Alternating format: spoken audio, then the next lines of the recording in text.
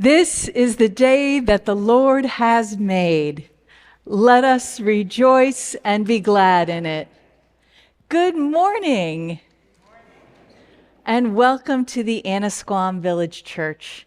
Know that wherever you are on your spiritual journey and wherever you are physically located, you are warmly welcomed and deeply accepted here. Today is the Feast of the Transfiguration, the last Sunday in the season of Epiphany, the season of light.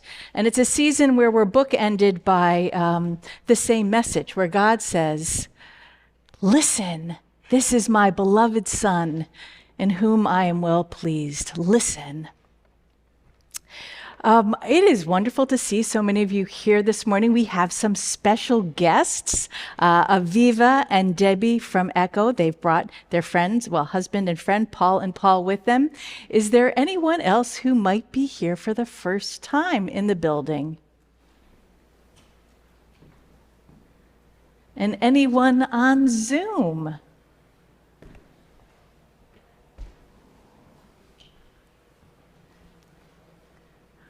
Well, it is wonderful to see. Oh, I see Stephanie and Tessa on Zoom. They're usually in the building.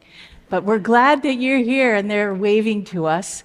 I know a lot of families are away because it is the February vacation, but we have folks here today from Maine and New Hampshire and Florida and Pennsylvania, the North Shore, Cape Cod, the Bronx, and Rockport and Annisquam, and I hope I didn't miss anyone, Texas. So delightful to see all of you. And there's Peg, who is joining us on Zoom this morning. Her recovery from her knee surgery is going well, and she will be offering the story this morning on Zoom. So, good friends, the peace and joy of the Lord be with you.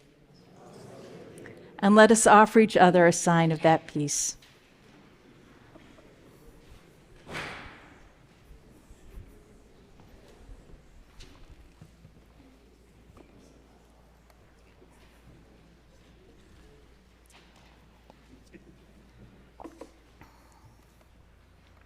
Please join in our opening prayer. Your parts are in bold.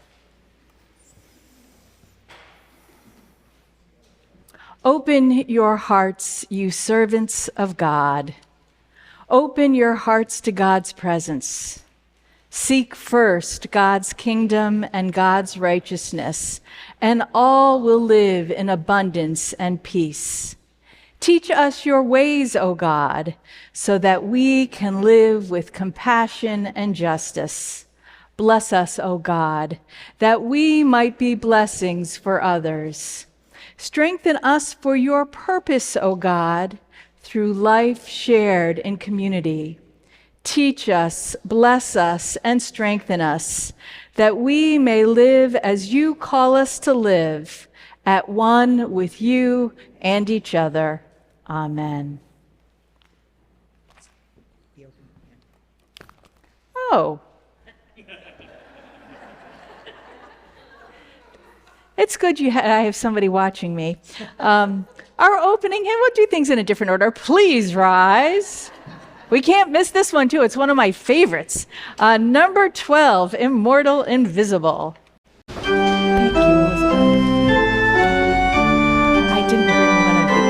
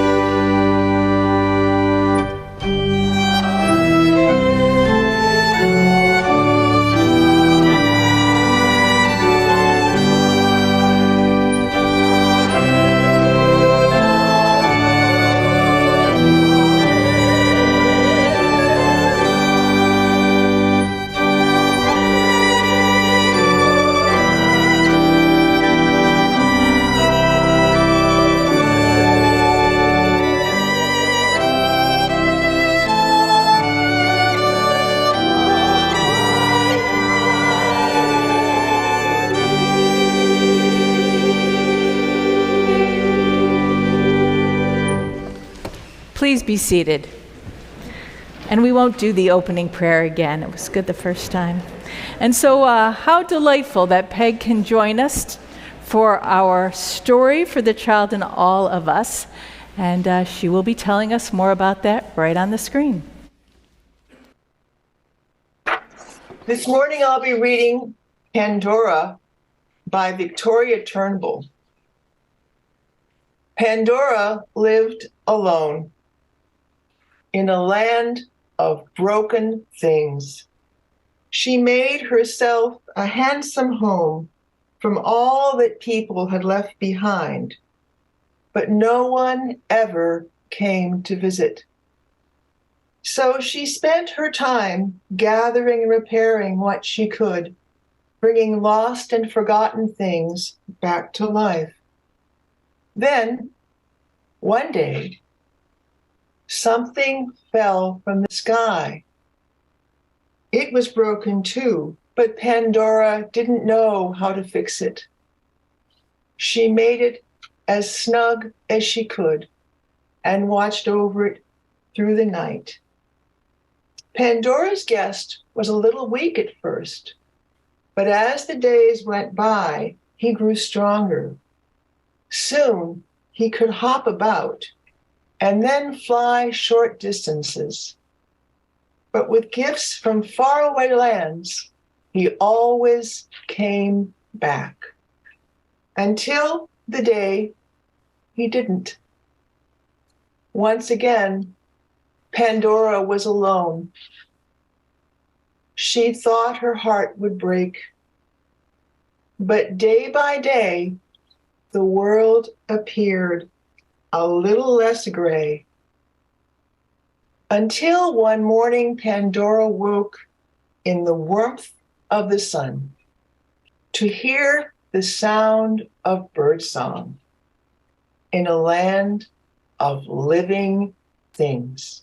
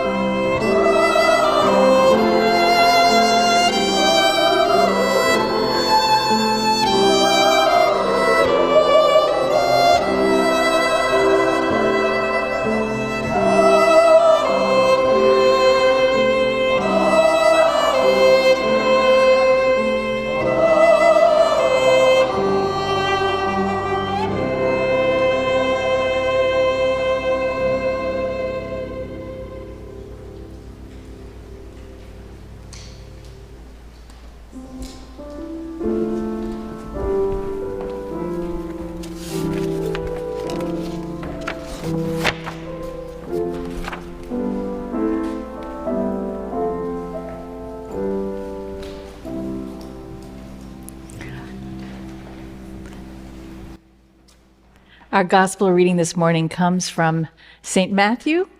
This is the story of the Transfiguration. It will be offered by Julie Carbon.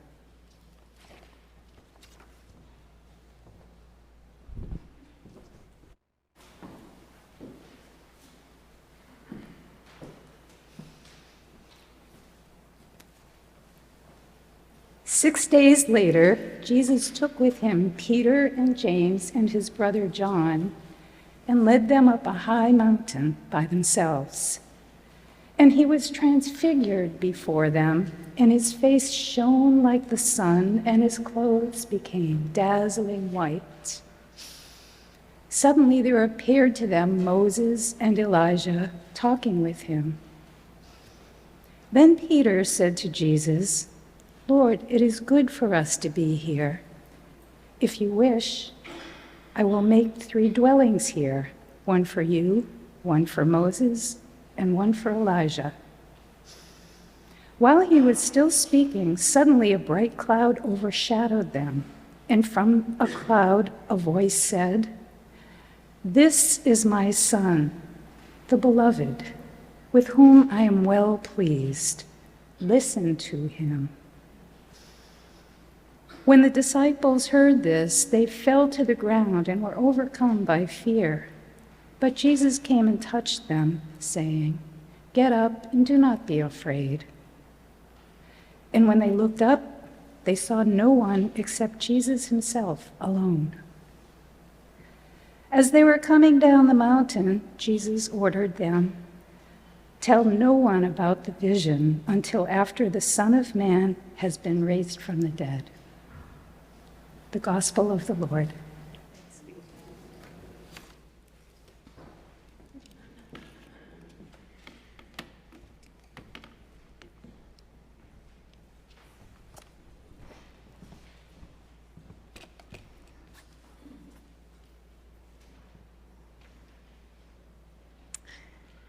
A few words of introduction before our guest speakers offer their words of wisdom to us. So even though fleeting, one of the greatest blessings any of us can have are those epiphanies, those experiences of God's radiance, God's presence that are so clear that we just know, even if for a moment, that God is with us. And like Peter, we would be happy to hold on to those experiences for as long as possible. Yep, we are sent back into the valley so that we can be salt for the earth and light for the world, so that we, as blessed, can bless others. You may have heard in the last 24 hours that Jimmy Carter is now on hospice. And he said this, "I have one life and one chance to make it count for something. I'm free to choose what that something is. And the something I've chosen is my faith. Now, my faith goes beyond theology and religion and requires considerable work and effort. My faith demands, this is not optional. My faith demands that I do whatever I can, wherever I am, whenever I can, for as long as I can, with whatever I have, to try and make a difference." The work that Aviva and Debbie do with ECHO, the Essex County Community Organization, is work that has made a difference in the lives of people on the North Shore for years. And we are so fortunate to have them here with us today. And so as we continue with our prayer too, let's keep Jimmy Carter and his family close at heart and listen for how we can take those experiences of radiance. Maybe it's on a Sunday morning and we feel filled with the Spirit, or it's down by the seaside and we feel filled with the Spirit, and to take that and bring it into the world. Aviva and Debbie.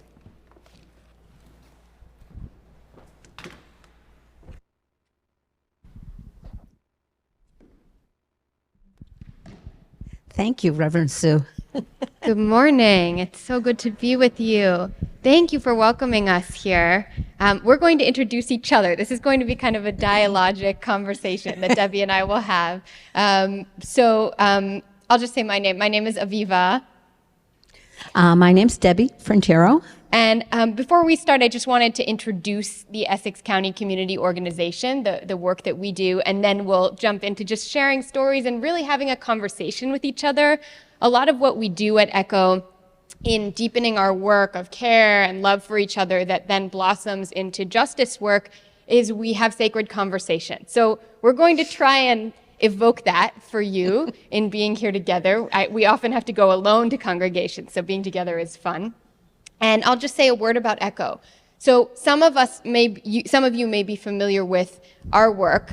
We are the largest grassroots organizing group in this county. We bring together 59 faith congregations. And what we do at ECHO is that we work together we try to create a world where everyone belongs, where everybody has the opportunity to thrive, and we all have a say in the decisions in public life that affect us personally.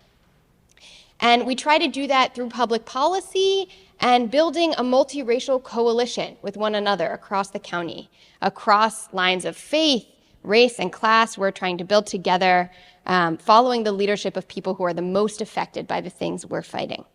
So with that, I'm going to introduce you, Debbie, if that's all right. Yes.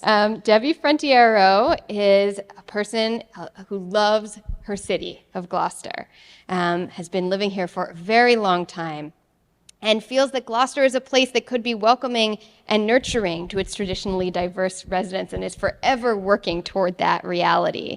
And Debbie believes that Gloucester has always been an immigrant community, something that you've taught me. Gloucester has been home to Debbie since she was very young, and she's been organizing with ECHO for over 20 years. I have, so I'm older. I want to introduce my friend Aviva. Aviva has been a racial justice organizer with ECHO for about 4 years now.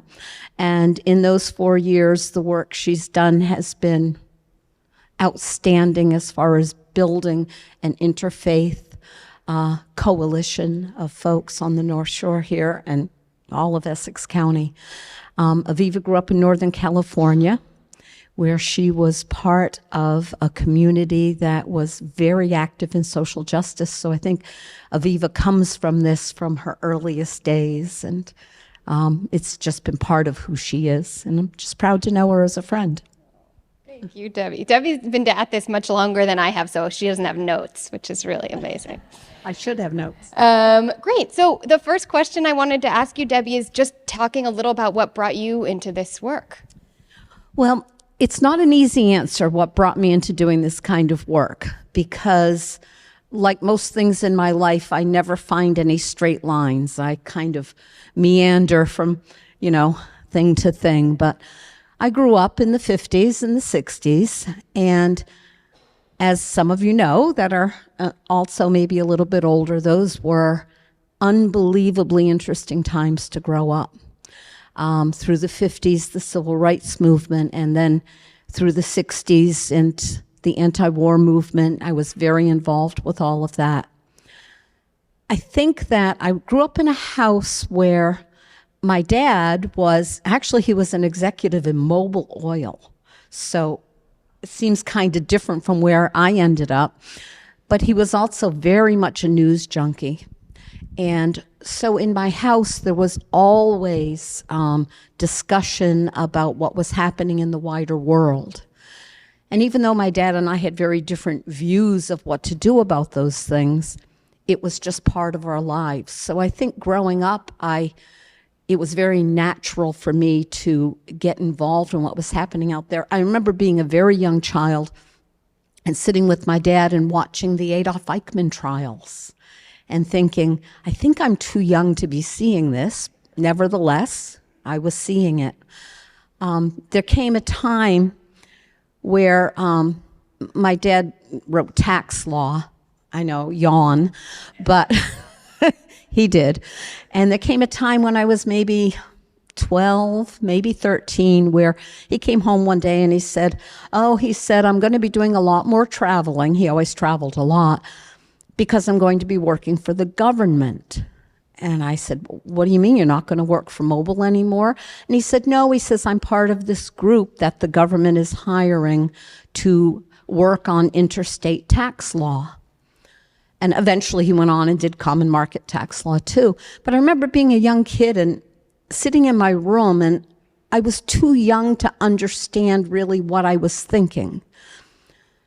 But as clear as day, I still remember sitting on the edge of my bed and thinking, why is Mobil Oil writing tax law? And it just felt like there was something in the systematic way that things were that wasn't right or wasn't fair. And I didn't really have the language for that. But even as a young child, I felt it embedded in myself. And then, of course, life goes on, and you have a full-time job and a bunch of kids and, marriage, and life is going on. And I always did some things like I was a mentor at Wellspring and did some Meals on Wheels for a while. But you kind of start losing sight of that passion that's inside of you because you're busy and life is going on. And when I started going to the First Universalist Church of Essex, they were just beginning to get involved with ECHO. And that was a way for me to re-enter. A way for me to re-enter building a beloved community, as Dr. King used to say. I understand that I can't do that alone. So by getting involved with ECHO a little more than 20 years ago now, I felt like I was becoming part of something bigger than myself. And I was joining with people who saw the world with possibilities, as people of faith, with possibilities that the world can be just. And we might not be able to fix everything, but we can make a difference in the lives of some people. So I jumped into ECHO, and now it's 20 years later, and here I am. So I want to ask Aviva, how did you get involved with this? What brings you to us? Yeah, so I grew up, as Debbie mentioned, in Northern California, and I am Jewish. I grew up in a Jewish community there. And when you go to synagogue every week on Shabbat, on Saturday, we read through the whole Torah over the course of a year, as people may know, the Old Testament. And so you notice when things come up a lot. And one thing that comes up a lot in the Torah is the mitzvah, the commandment of loving the stranger. In Hebrew, the stranger is ger, which also is often translated to be like a person who's afraid or a person who's journeying. And what's really interesting to me about this commandment is that there's reason given, always the same reason. And the reason is not because it's helpful or it's important to help strangers. It's because you were strangers in the land of Egypt. And for me, I don't even have to look as far back as the Bible to know about a family story of mine. And I imagine many of you have the same of immigration, of being strangers, of being afraid and fleeing. And for me, a lot of my journey with ECHO, it's really been about accessing through love and care for others, accessing something deeper in my family story that makes me realize that when I'm standing with someone, when I'm walking with someone who's having a really different life experience than I now am having as a white woman who, yes, I'm Jewish, but people don't see that on me when I walk down the street. That's also about reconnecting to my ancestors, to my humanity, and the love is about accessing something deeper that's not just about help. And so I was sort of throughout my younger years on a quest to try to find and access that through relationships. And in college, I studied Arabic and Middle Eastern studies. I grew up speaking Hebrew at home, and those languages have a lot in common. And when I graduated college, I wanted to try to use some of my language skills. So I started working in refugee job seeker services here in Boston. I went to Tufts undergrad. And I met incredible people in that work. And a lot of them, they were from all over the world. They were all older than me, all way more experienced than me. And they had had different kinds of jobs all over the world, but I was helping them to get jobs here, working in hotel kitchens, working as cleaners, working as bank tellers. And the social service agency where I worked was an incredible place because we were getting these huge grants and helping place people, but the scale and the pressure meant that the jobs were often really not good jobs, but no one really had time to care about it. And it felt like we were really quickly trying to check off a long, long list of people.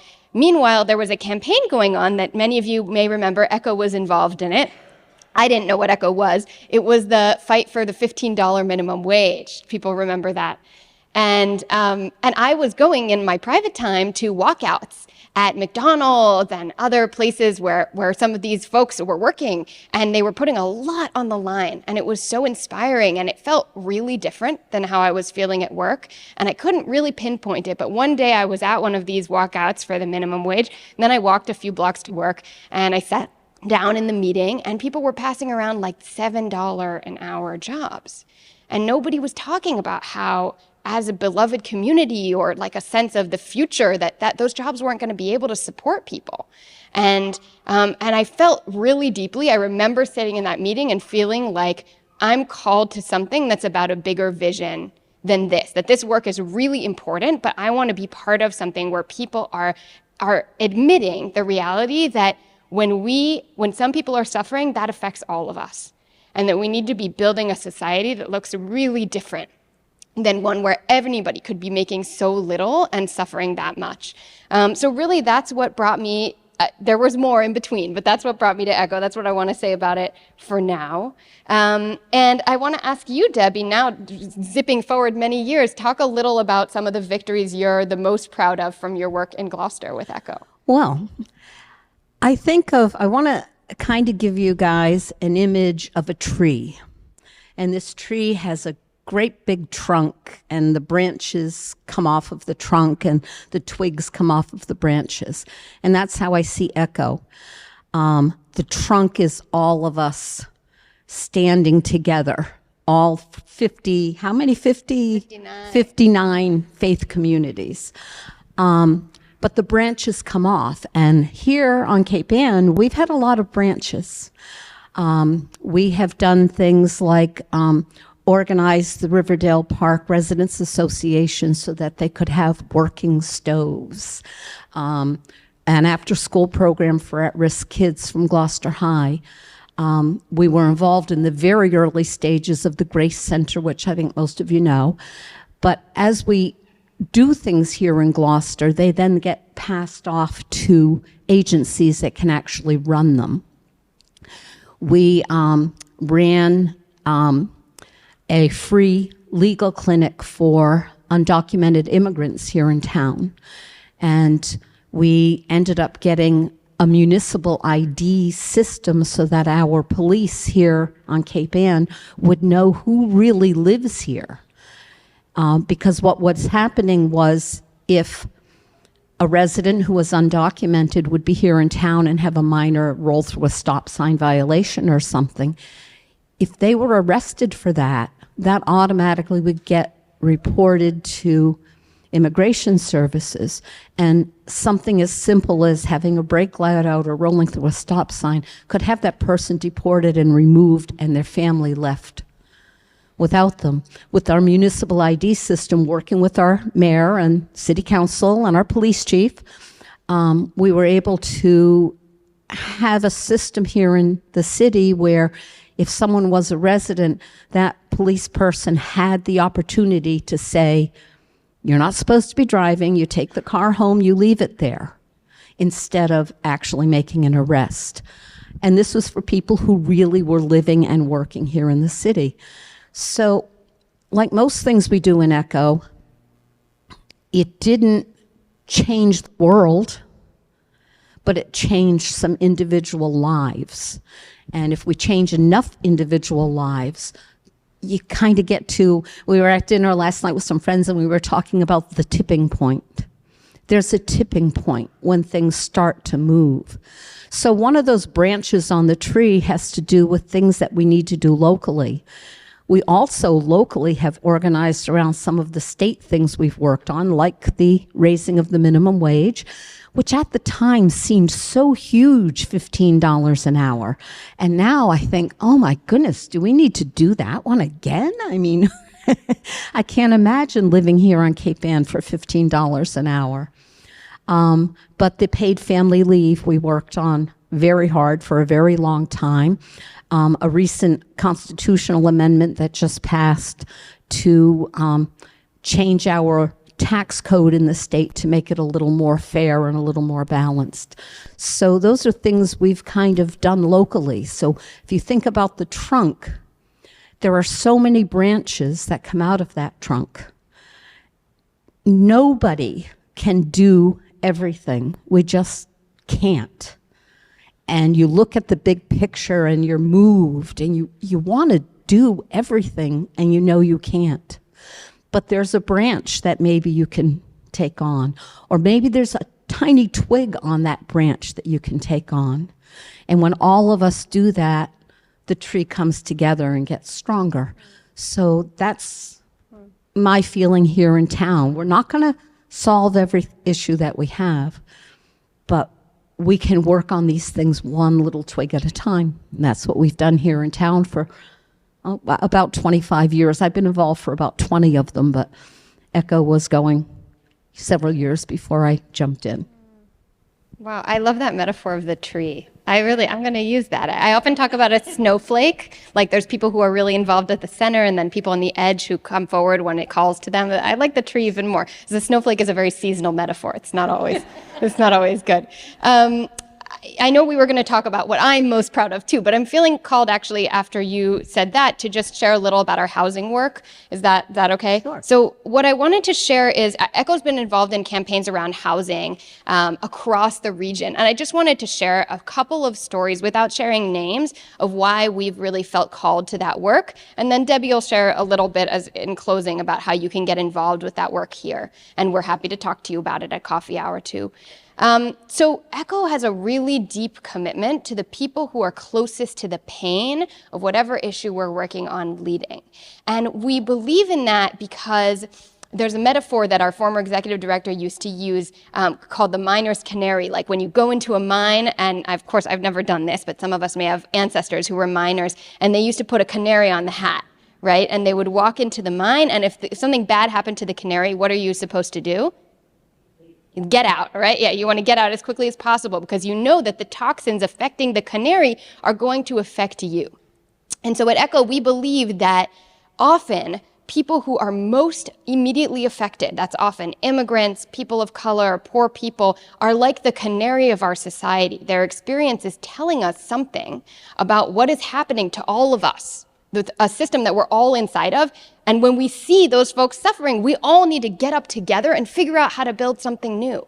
But a lot of times what we do instead is we say, there must be something wrong with this canary if it's suffering. Let's give it some health care of a certain kind, we'll give it some chest compressions, it'll be fine, right? And because it's scary to see that bigger picture that's around us, that's affecting all of us. And so in the COVID pandemic, when ECHO was doing a lot of aid for people who were affected deeply and suffering, really, really, as you know, immigrant communities and people of color were hit the hardest by COVID. We're asking people, what are you using the money that we're giving you for? Because we wanted to collect data for our campaigns. And everybody was saying housing. And there's 3 stories that I remember, really short each of them, and they encapsulate many other stories. One person was experiencing overcrowding. Many people in her family had to live in the same apartment and they couldn't distance. And so her daughter was being forced to go to work. She was not being given time off. There was a colleague who was sick with COVID. She brought COVID home and the grandfather got COVID and passed away because of overcrowding. And she was able to see in her own experience, this is actually about housing insecurity and having to pay too much rent.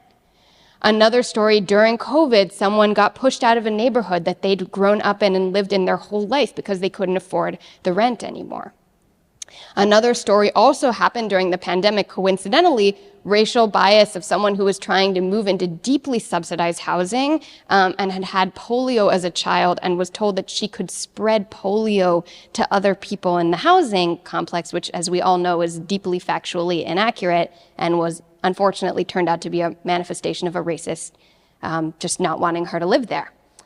So it became really clear to us, and this is like, we didn't have to research this. We all know that housing is a core issue for us here right now, and that so many people's parents and children are not able to live in the communities where they want to live and where they've grown up. And so there's a lot of history behind this, and we could talk about it more another time.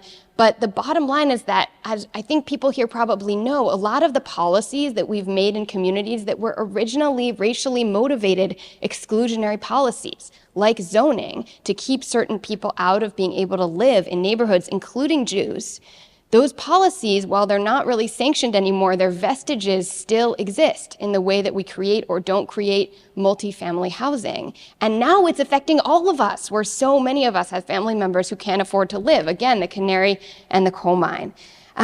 And so we're really working on zoning and funding for affordable housing to try and address this problem that is affecting some of us most deeply and immediately, but is about all of us. So I don't know, Debbie, if there's anything you want to add about what's going on in Gloucester. Hello. Did I turn it on? No, it's okay. Okay. What's happening here in Gloucester is ECHO is partnering with another local group that works hard on Housing for All Gloucester. And your congregant, Peg, and I have been going to Housing for All Gloucester meetings, and we're kind of bridges between ECHO and Housing for All Gloucester. And I look at my family's roots go very deep into Gloucester. My family was part of the Dogtown settlement. You see Stanwood Ave, Stanwood Street, and that was my original family. And now, for my children, for my grandchildren, living in this city has become almost an impossibility. So for the city I love that has embraced my family for the last 400 years is now becoming out of reach if you're a social worker, if you're a teacher, if you're an artist. These make up the richness of the fabric of our community, and we're beginning to lose that. Gloucester has always been a very economically diverse city.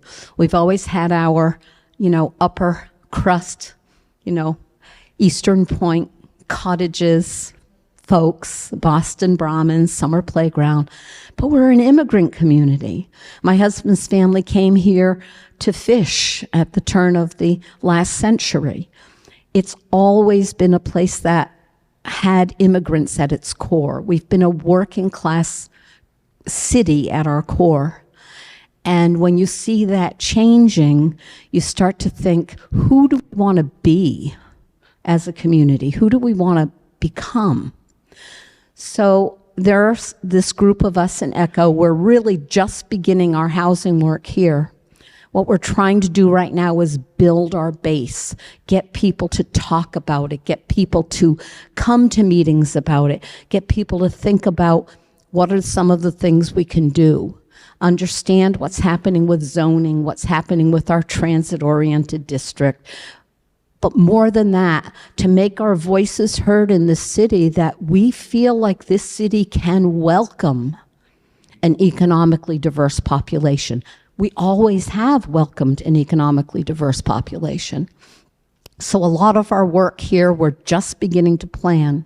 So if anyone is interested in getting in at the grassroots here on Cape Ann, the more voices we have, the better. And that doesn't mean jumping in and it takes over your life. It means looking at what you can do, what you can give, looking within yourself. What do I believe? Who am I as a person? Is this something that calls to me? Maybe not.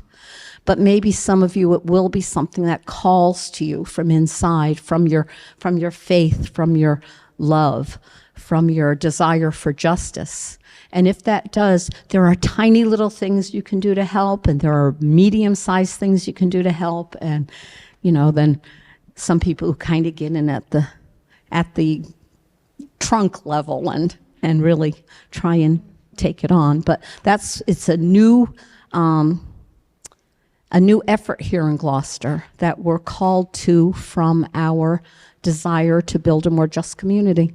Great. Thank you. And thank you so much all for welcoming us. We're going to have a little sheet on the way out that the thing we most like to do is get to know people. So even if you're like, I don't know about all this, but I'm willing to talk to them, that's great. We just love to have coffee with you. So you can write your name down on the sheet at the back and we'll be at coffee hour. And thank you so much. Thank you. Thank you. So,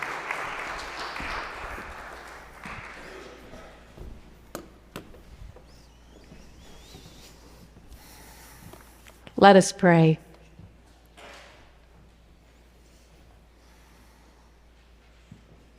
Loving and gracious God, you plant deep within each of our hearts a sense of when something is right and when something is wrong.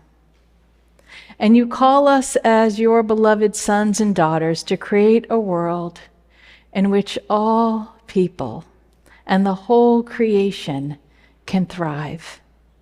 And so we thank you, O God, for those light bearers like Aviva and Debbie and Jimmy Carter, who show us the way that we can grow as a community to be who you call us to be. And so, loving God, we place our trust in you, and we ask you to lead us forward in this moment.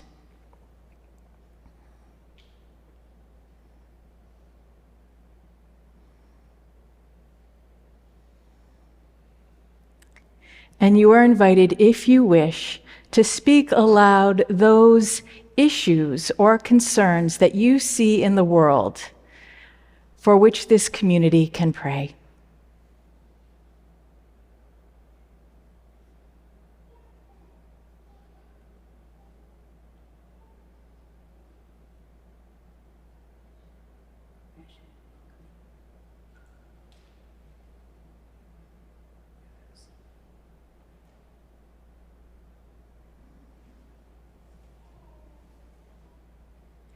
Holy God, we trust that you are with us and you give us the strength that we need to follow your will.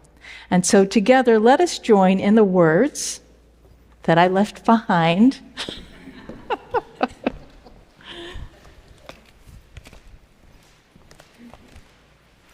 These are words, it's an adaptation of the Lord's Prayer by Tom Hall that I thought was particularly good for today with its focus on justice. So let us pray together. Eternal Spirit, source of all that is and ever shall be, loving parent in whom we discern heaven, may knowledge of your holiness inspire all peoples. May your commonwealth of peace and freedom flourish on earth, until all humankind heed your call to justice and compassion. May we find the bread that we need for today and share it with those who have none. For the hurts we cause one another, may we be forgiven in the same measure that we forgive. In times of trial and temptation, help us to be strong. When life seems overwhelming, help us to endure. And thus from the yoke of sin deliver us. May you reign in the power of human love, now and forever. Amen. And so we are extremely grateful for all of the ways you support this community. With your time, your talent, and your treasure, the offering will now be received.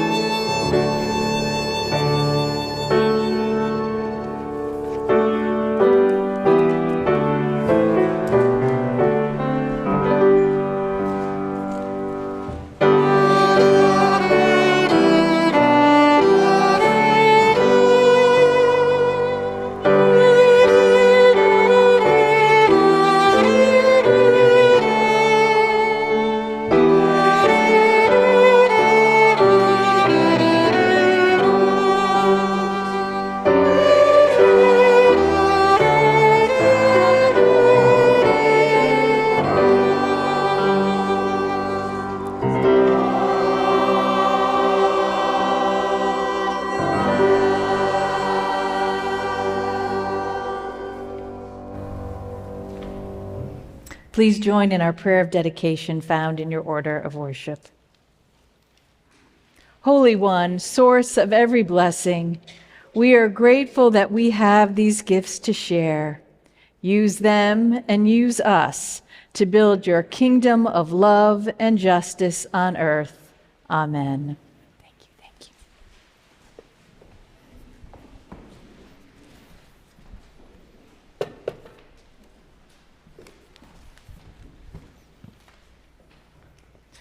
Have we got announcements? I don't think I've ever had a Sunday where I've had more announcements than this one.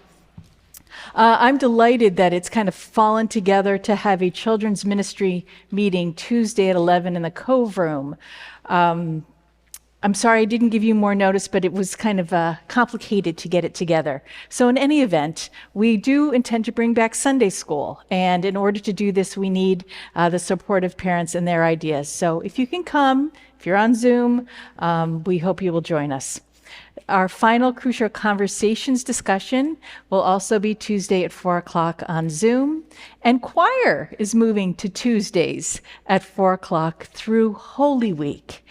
And the reason that they're doing this is because we are bringing back the Creation Care Pilgrimage. So you may remember in 2020, we shared a lot of information, the Creation Care team, different subject areas, things that you could do, prayer, etc. And we would meet every Tuesday at 4 o'clock and discuss what we were learning and what more we could do. And a lot of real good came from that.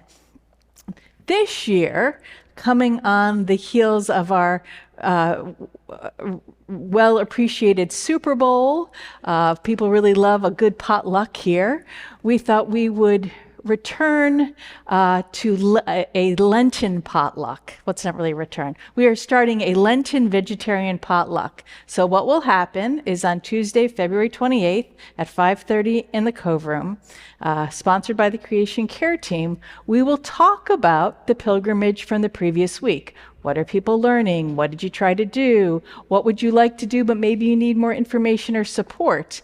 It will be a family-friendly activity every Tuesday, 5:30 through Lent. We could use a little help setting things up, so there's a sign-up sheet, and we probably could use a little help when it's time to take things down, and that will be coming up soon. Mary Jane is reinvigorating our DEI team, Diversity, Equity, and Inclusion, and she will be hosting a meeting on Zoom on Wednesday, March 1st at 5 o'clock. Now, Kathy, please come.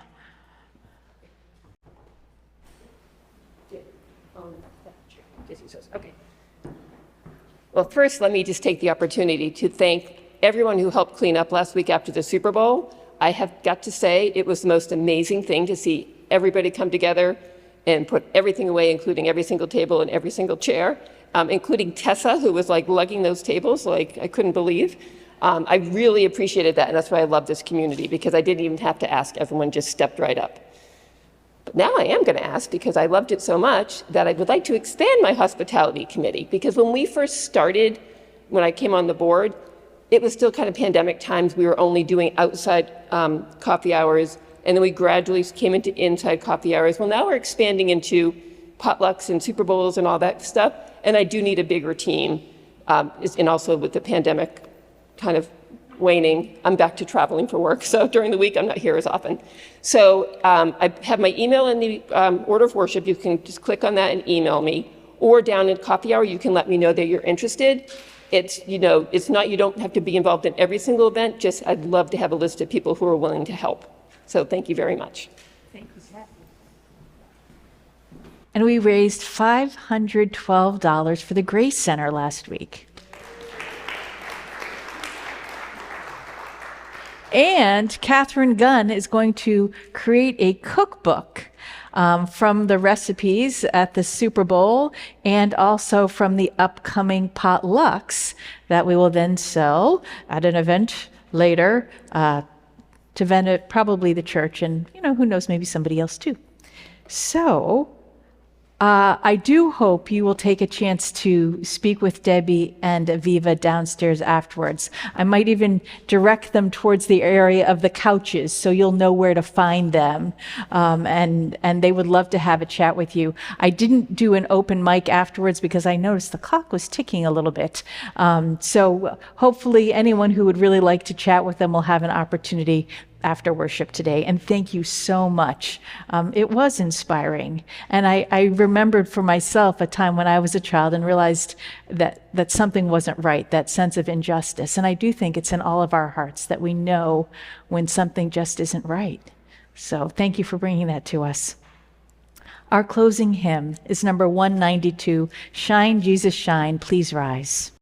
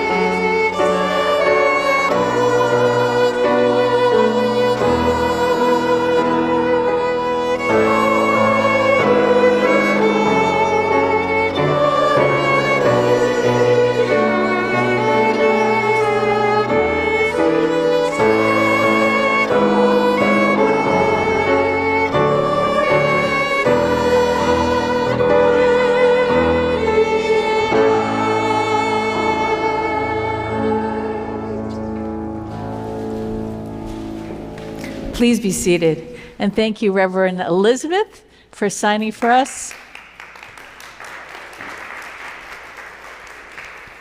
And to Scott, Kathleen, Choir.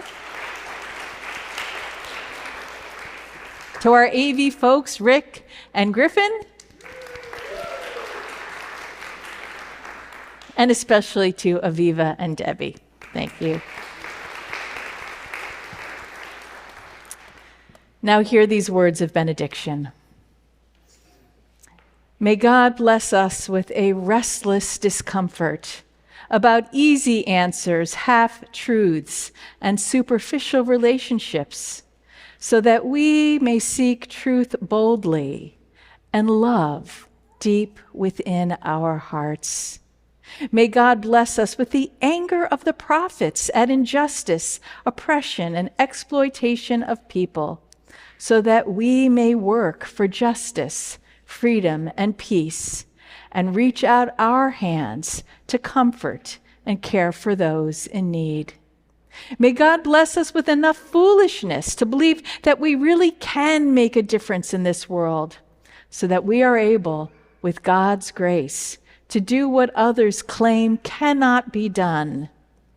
And the blessing of God, Creator, Christ, and Spirit, be with you and remain with you this day and forevermore. Amen.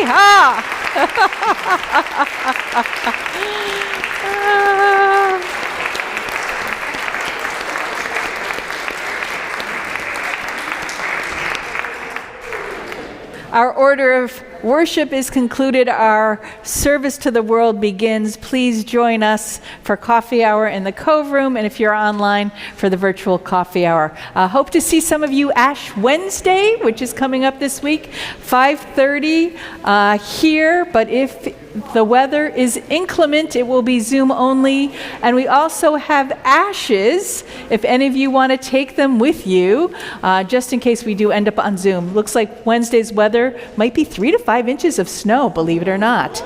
Yeah. So anyways, Ash Wednesday, 5:30 here or on Zoom.